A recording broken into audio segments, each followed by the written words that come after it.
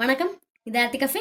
இன்னைக்கு நம்ம என்ன பார்க்க போறோம் அப்படின்னா, ஈவினிங் டைம் செம எனர்ஜெட்டிக்கா ஆரம்பிக்கிறதுக்கு கம்ம இருக்கக்கூடிய மசாலா சாய் தான் இன்னைக்கு நம்ம பார்க்க போறோம். ஸோ அதுக்கு என்ன தேவை அப்படிங்கறத பார்க்கலாம். தேவையான அளவுக்கு பால். நான் இப்போ வந்து 3 பேருக்கு தான் டீ போட போறேன். ஸோ ஒருத்தருக்கு 2 வீதம், 6 ஏலக்காய், 6 கிராம்பு, இவ்வளோ பீஸ் வந்து 6 பட்டை, அந்த இவ்வளோ பீஸ் வந்து தோல் நீக்கின இஞ்சி வந்து 3 பீஸ்.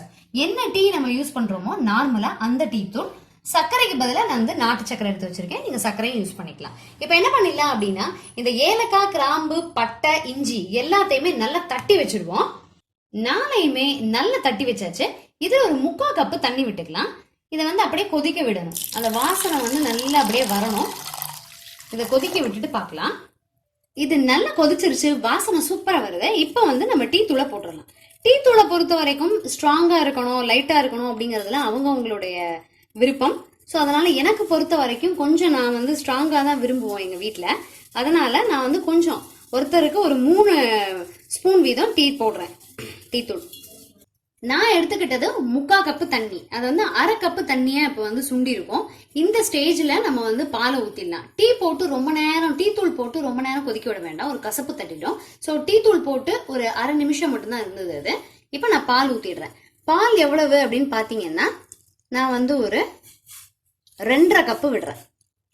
ஸோ இது ரொம்ப பால் திக்கா இருக்கக்கூடிய டீயாவும் இருக்காது, ரொம்ப லைட்டா தண்ணியா இருக்கக்கூடிய டீயாவும் இருக்காது, மீடியமா இருக்கும், ரொம்ப டேஸ்டியா இருக்கும். ஸோ இது பொங்கும் போது பார்க்கலாம்.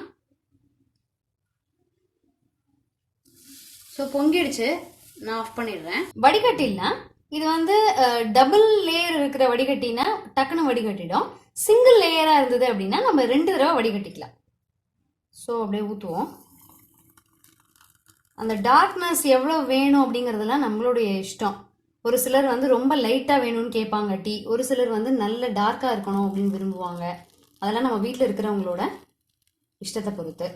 ஸோ கமன்னு செம்ம வாசனை ஊற்றும் போதே டெம்ப்ட் பண்ணுது. அப்படியே ஒரு நல்ல ஸ்நாக்ஸோடு கொடுத்தோம் அப்படின்னா ஈவினிங் டைமும் பயங்கர எனர்ஜெட்டிக்காக ஆரம்பிக்கும் நமக்கு. ஸோ 3 கப்பு ரெடி ஆயிடுச்சு.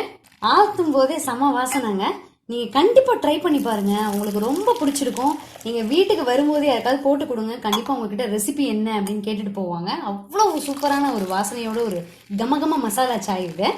ஸோ இன்னும் ஒரு நல்ல வீடியோவில் சந்திக்கலாம். தேங்க்யூ.